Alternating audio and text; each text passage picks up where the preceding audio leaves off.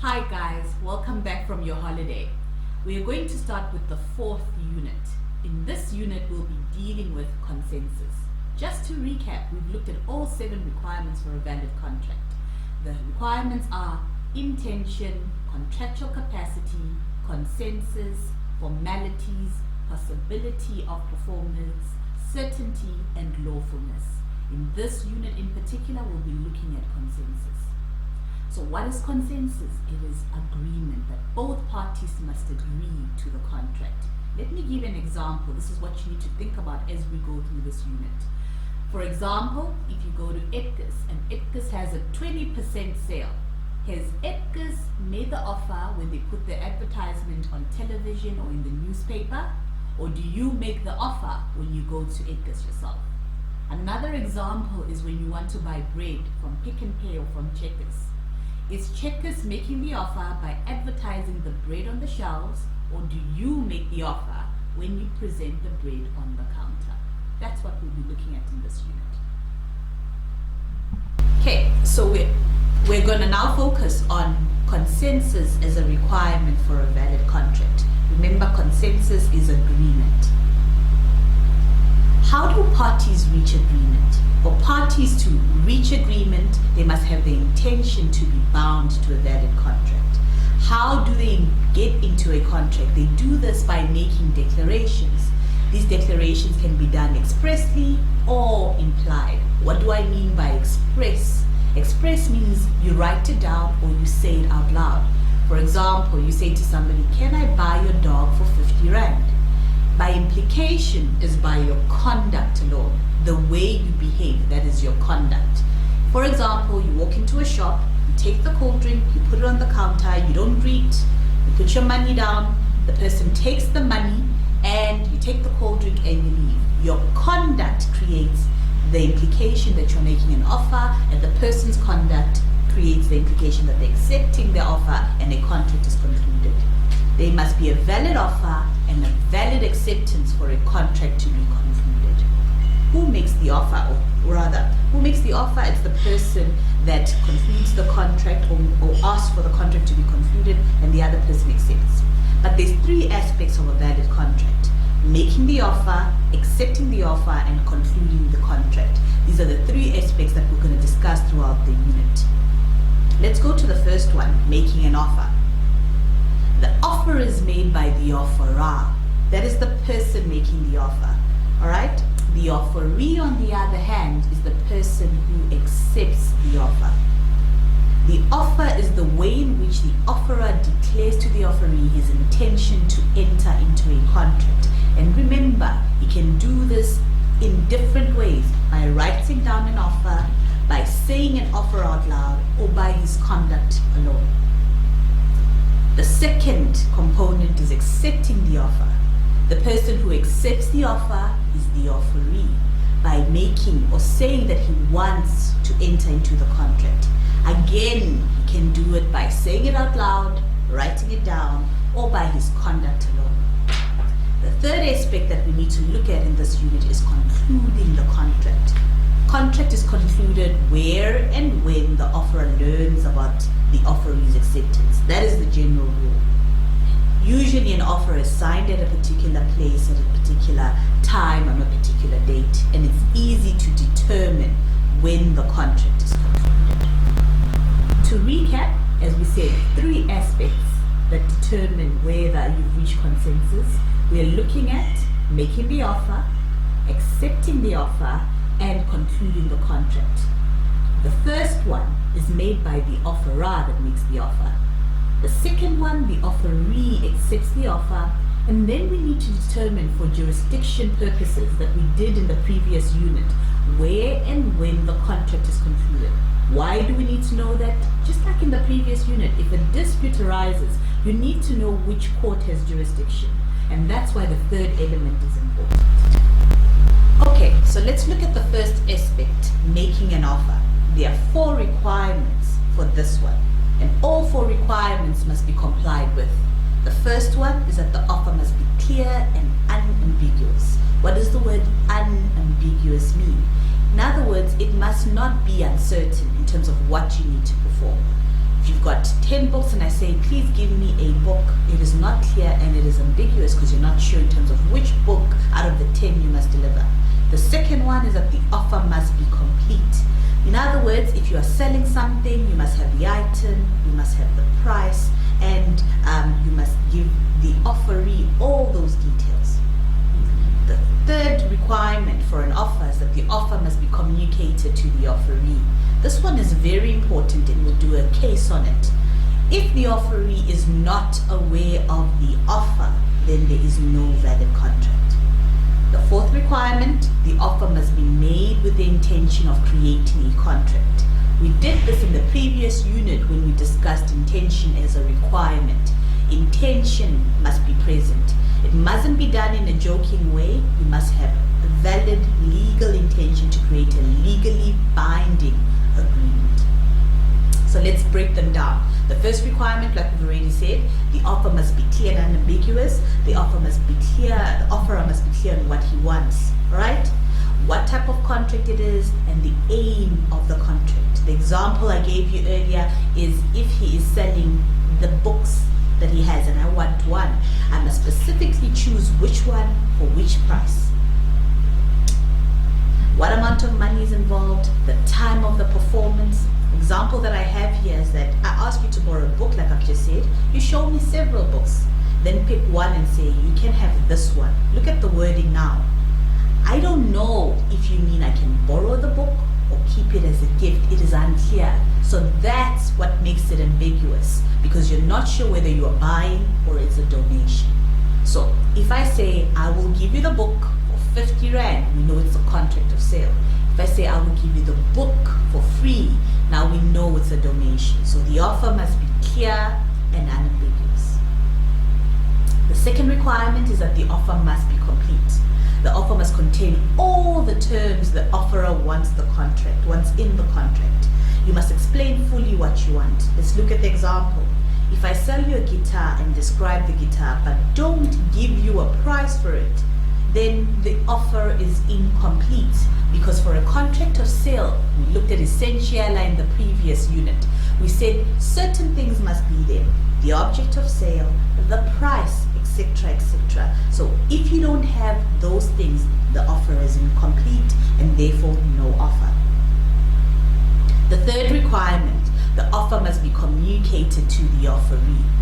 The offer must be communicated to the offeree because he cannot accept an offer that he does not know about.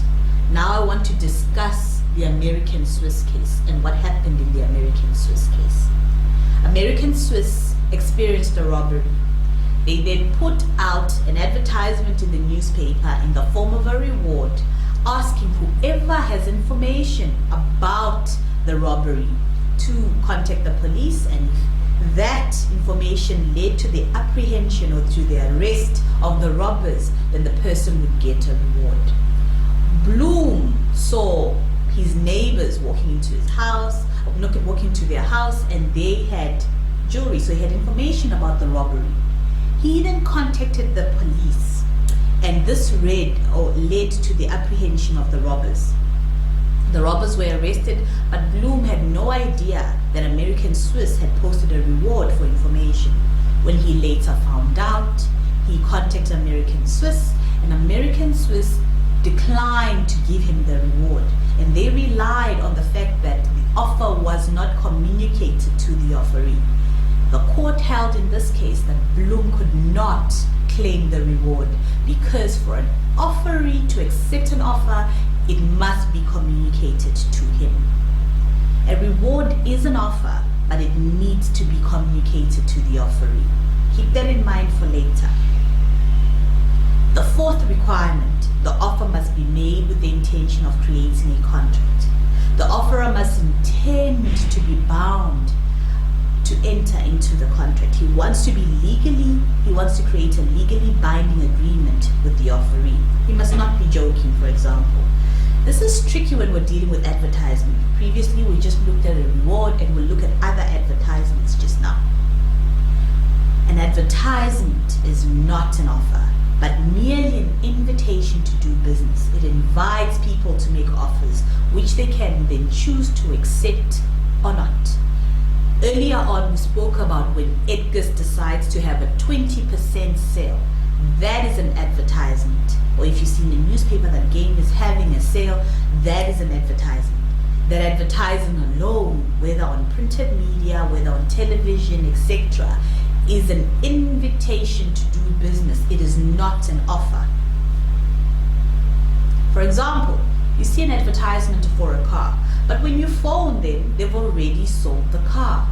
That's an invitation to do business. Therefore, you cannot claim that there is a contract between you and the advertiser because it's an invitation to do business. The fourth requirement now for a valid offer. The offer must be made with the intention of creating a contract.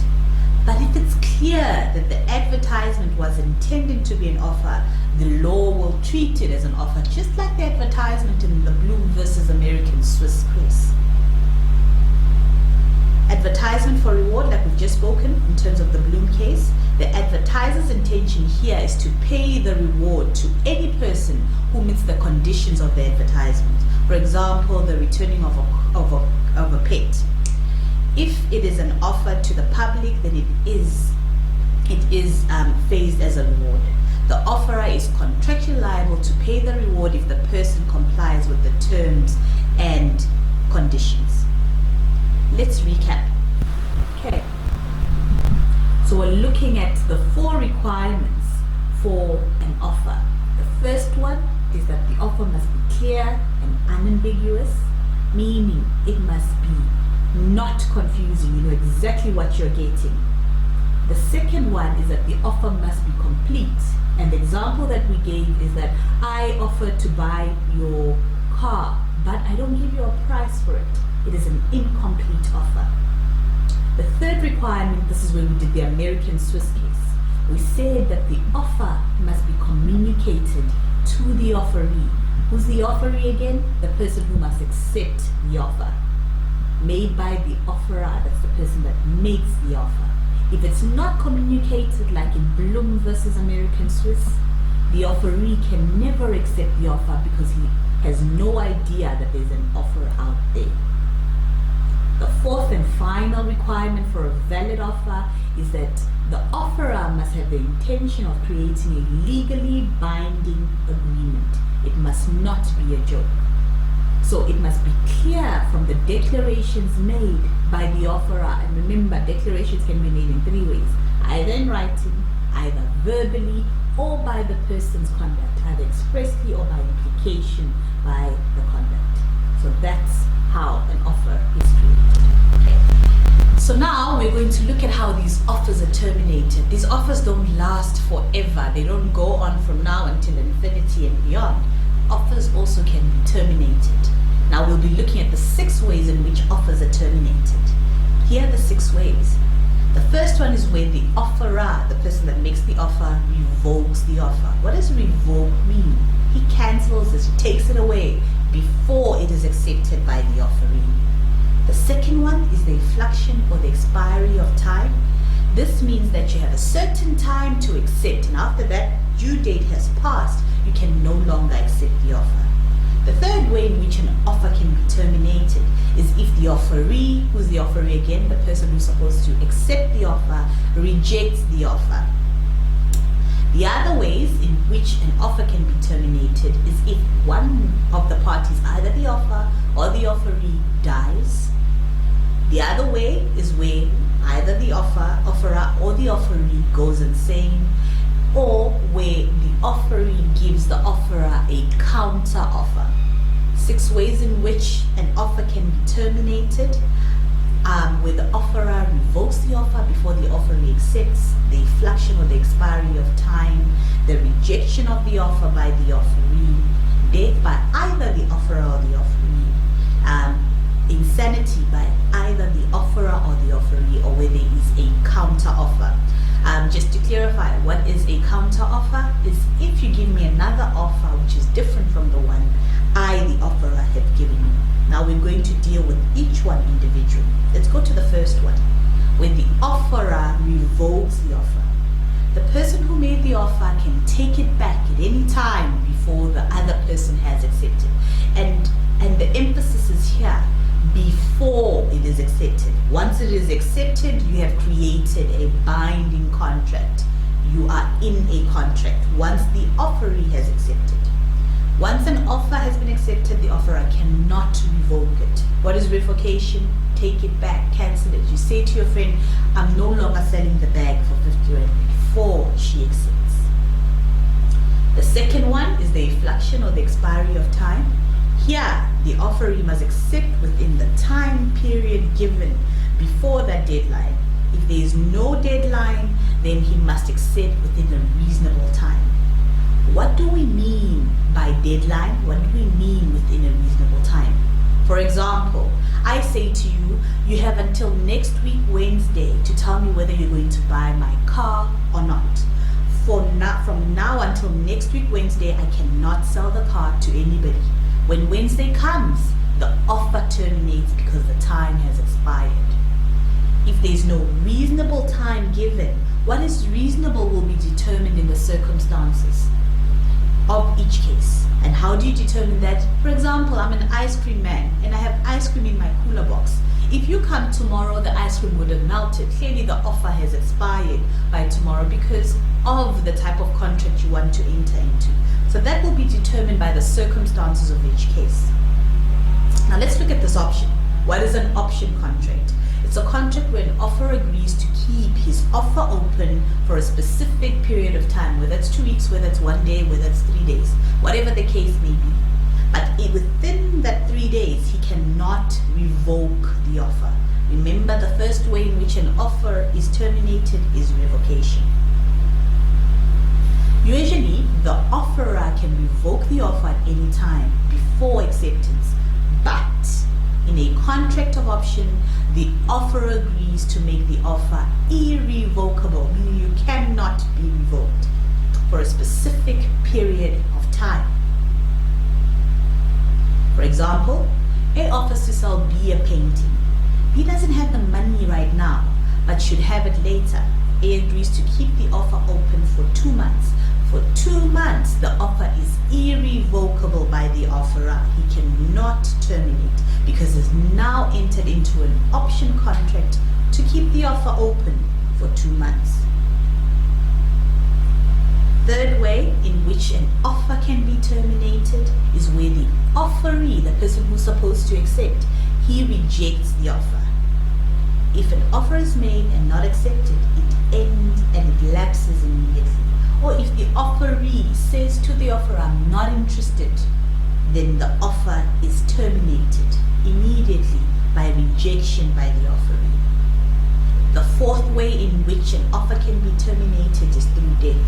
So if either of the parties dies before the offeree accepts, then the contract is terminated automatically. So anybody, whether it's the offerer or the offeree, the contract is terminated. The same with insanity. If either of the parties becomes insane before the offeree accepts, then the offer is terminated once again. And then the last way in which an offer can be terminated is if we have a counter offer. What is a counter offer? So if an offer is made and accepted on condition that 1 or 2 changes are made, the original offer is still rejected. So you reject the offer by making a counter offer, and we've done rejection by the offeree, and we said rejection terminates the offer. If you terminate by making additional changes to the contract, it's called a counter offer. Let's look at the example. I offer to sell you my book for 100 rand. You say you will buy it, but for 90 rand. This is a counter offer. If I reject your counter offer, cannot go back to the 100 rand offer because that one has already been terminated by the counter offer. It was rejected the moment I mentioned the 90 rand. Let's recap. Okay, so now we're looking at how an offer is terminated. And there are 6 ways in which an offer can be terminated. Let's name them one more time. We said where the offerer revokes, takes back the offer, where the time has expired after the explanation of time, where the offeree rejects the offer, where either the offerer or the offeree dies before the offer is accepted, or where the offerer or the offeree dies goes insane before the offer is accepted, and the last one, the offer is terminated if there is a counter offer. So the first one, once again, where the offerer revokes, he takes it back before it is accepted. It needs to be before it is accepted. The second one, where we discuss the inflection of time, we also discuss the option contract. What is an option contract? This is a contract that you enter into to keep the offer open for a specific period of time. The third way in which an offer is terminated is if the offeree rejects the offer, says I'm not interested, or if the offer is open for a specific period of time and he doesn't comply with it, then again he's rejecting the offer. Then we spoke about death and insanity by either one of the parties, the offerer or the offeree, and this is done before the acceptance comes in. And the last one is where the offer is accepted by a counter offer. What is a counter offer? Is when you respond to the offer but amending the terms and conditions of the offer. Okay, just to recap, we looked at the requirements for a valid offer. We then looked at the requirements for a valid acceptance. The requirements for a valid acceptance is that it must be clear and unambiguous. It must be unconditional. The acceptance must take place within the prescribed period, and the acceptance must be communicated from the offeree to the offerer for you to create a valid acceptance. Then we looked at when and where a contract is created, and we looked at the theories. We looked at 4 theories. We looked at the declaration theory, when you say it, when you write it down. We looked at the expedition. This one is very important for postal contracts. And remember, with the expedition theory, if all the requirements are met, then the contract is concluded the moment the letter is posted. And that's the place where the contract is concluded. Then we looked at the reception theory. You said it applies to electronic contracts. And then we also looked at the information theory. Information is the reading of the contract. So you need to know for each theory, when is a contract concluded. Declaration, when the person agrees. So when the offeree says, yes, I want to buy your car for 50 Rand. Expedition, when the contract is posted. Reception, as soon as it reaches your inbox, before you even read it, before you read your email, before you listen to your voicemail, before you open your SMS or your WhatsApp message. And then the last one, the information theory. The contract is only concluded when the offerer, the person that makes the offer, then is informed about the acceptance. When he reads it, when he hears it, where he's hearing it is where the contract is concluded. And that's how we can. Okay guys, now we're going to be looking at tickets and receipts.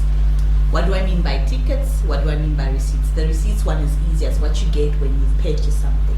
The ticket, on the other hand, if you think of a situation where you are driving into a mall, whether it's Gateway Pavilion or Galleria Mall, as your parents drive in or as you drive in, you press a button and a ticket comes out. And the question is, the moment you take that ticket out, are you entering it into a contract? So let's start with tickets first. The law considers the facts of each case to see if the party has done everything reasonable necessary to bring the terms to the customer's attention. What does this mean? So, is it standard for you to walk or to drive into a parking lot and remove a ticket? Is there signage telling you that, listen, you need a ticket to be able to park in the parking lot? If the signage is available, if the terms and conditions behind the ticket are clear, the moment you drive in, you are entering into a contract. The receipt, on the other hand, does not create a contract. They are not offers and therefore do not create contract. I need you to go and read from page 49 to page 50 regarding receipts and tickets and when a ticket creates an offer. The example I want you to think about is where you go to Gold Rush City or to any amusement park that you have where there's games and rides and all of that. There's signage all over saying enter at your own risk or ride at your own risk. Are those terms and conditions of the contract? The fact that you walk in and you buy your ticket and they say admission at your own risk, are those terms automatically included in your contract? That's what you need to look at. So please look at the summary on page 49 to 50 and specifically also deal with your tickets and receipts. Now we're going to move on to something that we've been doing for a while. The difference between a valid, void, and voidable contract. Remember in the previous unit we said if you have all 7 requirements and there's no problem in terms of how you got them, your contract is valid. Different scenarios where one of the 7 requirements is missing. Let's go through those 7 requirements once again. We said intention, contractual capacity, consensus, possibility of performance, formalities, certainty, and lawfulness. Those are your 7 requirements for a valid contract. If one of them is missing, the contract is void. It never came into existence. Here, if any of the parties have performed, then they need to get their performance returned. And we said we do this by what? Using unjustified enrichment or the rate and departure. So for a void contract, when any of the 7 requirements of a valid contract is missing, both parties return what they received in terms of the contract. For a voidable contract, we say all 7 are there, but there's a problem in terms you got one or more of the requirements. It says there, when all the requirements are there, but the way consensus was reached is a problem. It can be due to undue influence, misrepresentation, or duress. What is undue influence? Again, when someone has so much influence over you that you don't make your own decision in terms of the contract, and the contract is beneficial to that person. Misrepresentation is when a false statement is made to make you get into the contract. How is a false statement made? You go to Audi, he knows it's a demo car, but he tells you it's a brand new Audi. That is a false statement. You are thinking you're buying a brand new Audi, you have agreed, there is a contract, but the problem is how you got into the contract, and you got into the contract because of the false statement. That is misrepresentation. And then the last one is duress. Let's take the Audi example again. You go into Audi and the salesman says, I know your wife, I know you are having an affair with her best friend. If you don't buy the Audi, then I'm going to tell your wife. That is duress, where you threaten or you intimidate someone. And because of the threat and the intimidation, they agree to enter into the contract.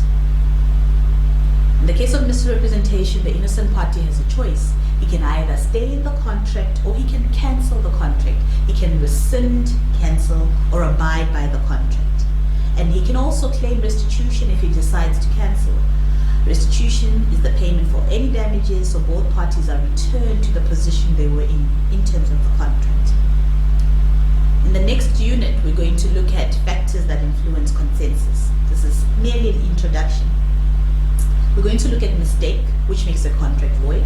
Then we're going to look at misrepresentation in detail, duress in detail, undue influence in detail. Where a contract is void due to lack of agreement, we call the problem a mistake, making the contract void. Alright? There are 3 types of mistakes that we'll look at in the next unit. A unilateral mistake, a common mistake, and mutual mistake. Those are the 3 mistakes that we'll look at. Unilateral mistakes, the parties are misunderstanding each other. Common or mutual mistake, where both parties share the same mistaken problem.